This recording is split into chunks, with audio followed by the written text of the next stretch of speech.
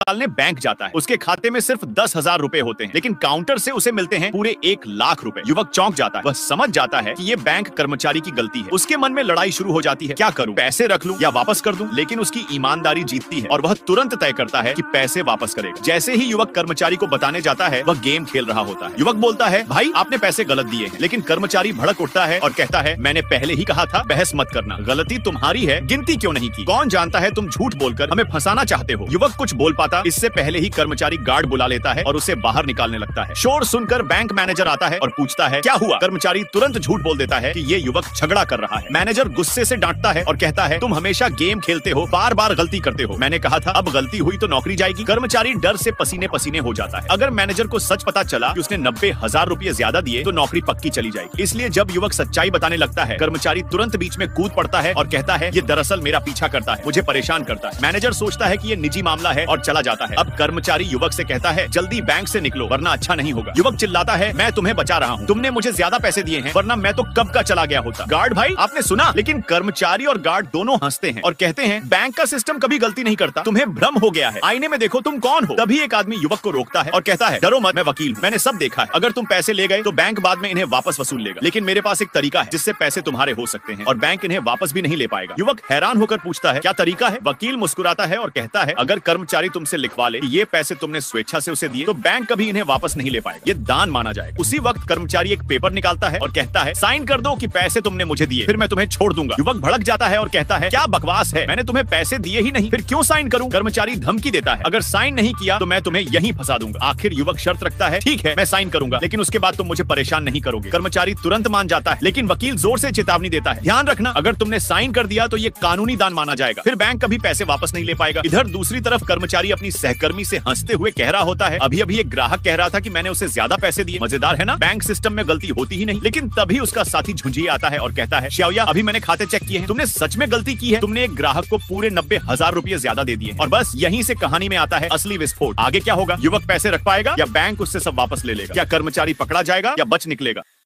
एक